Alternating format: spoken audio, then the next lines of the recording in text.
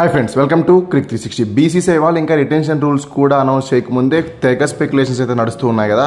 అందులో first speculation ఏంటి అంటే రోహిత్ శర్మ ఆక్షన్లోకి రాబోతున్నాడు. బట్ దాని తర్వాత ఎక్కువ ఊపు మీద ఉన్న స్పెక్యులేషన్ ఏంటి అంటే ఈసారి కేఎల్ రాహుల్ ఎల్ఎస్జీకి ఆడదలుచుకోలేదు, అతను కూడా ఆక్షన్లోకి వస్తున్నాడు, లేదంటే ఆర్సీబీకి ట్రేడ్ కాబోతున్నాడు అని చాలా న్యూస్ అయితే వచ్చాయి.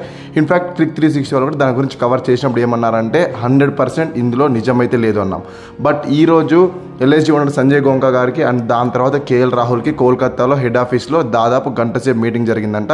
సో ఆ గంట సేపు మీటింగ్ తర్వాత ఇన్ రిజల్ట్ ఏమంటున్నారు అంటే కేఎల్ రాహుల్ ఎల్ఎస్జీతో కలిసి నెక్స్ట్ సీజన్ ఉండడానికి ఇష్టపడడం లేదు, దానివల్లనే అతనైతే ఆక్షన్లోకి రాబోతున్నాడు, లేదంటే ట్రేడింగ్ జరగబోతుందని చాలామంది అయితే వ్యాఖ్యానిస్తున్నారు.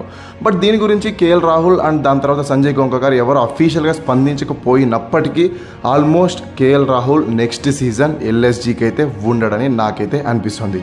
ఎందుకంటే ఇంకా రిటెన్షన్ రూల్స్ కూడా రాకముందే ఇంత తీవ్రమైన చర్చలు జరిగాయి అంటే ఇందులో ఎంతో కొద్ది వరకైనా నిజం ఉంటుందని నేనైతే అనుకుంటున్నాను.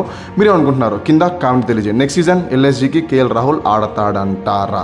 సో ఇది వీడియో, మరి నెక్స్ట్ క్విక్ అప్డేట్లో కలుసుకుందాం. అంతవరకు సెలవు. Thank you so much for watching this video. అన్నట్టు వీడియోస్ లైక్ చేసి ఛానల్ని మటుకు సబ్స్క్రైబ్ చేసుకోవడం మర్చిపోకండి, ఎందుకంటే సబ్స్క్రైబ్ చేసుకోవడం చాలా ఇంపార్టెంట్.